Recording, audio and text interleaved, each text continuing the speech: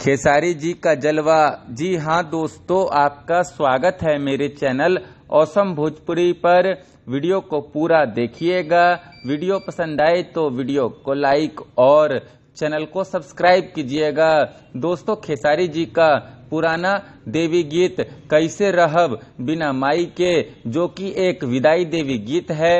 दोस्तों, खेसारी जी का ये विदाई देवी गीत फिलहाल इंस्टाग्राम रील पर 11 नंबर पर ट्रेंड कर रहा है। साथ ही दोस्तों, खेसारी जी के इस विदाई देवी गीत पर 72,000 से ज्यादा इंस्टाग्राम रील भी बन चुका है। दोस्तों, खेसारी जी का ये विदाई देवी गीत हर साल नवरात्रियों के इन दिनों में खूब बजता है। साथ ही खेसारी जी का ये विदाई देवी गीत बहुत ही प्यारा विदाई देवी गीत है। इस विदाई देवी गीत को सुनकर आपके भी आंखों में आंसू आ जाएगा।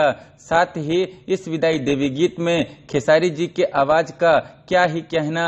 इस विदाई देवी गीत में खेसारी जी का आवाज बहुत ही मधुर है और मुझे तो खेसारी जी का ये विदाई देवी गीत काफी ज्यादा पसंद है। खैर, आप लोगों को खेसारी जी का ये विदाई देवी गीत कैसा लगता है, कमेंट करके जरूर बताइएगा।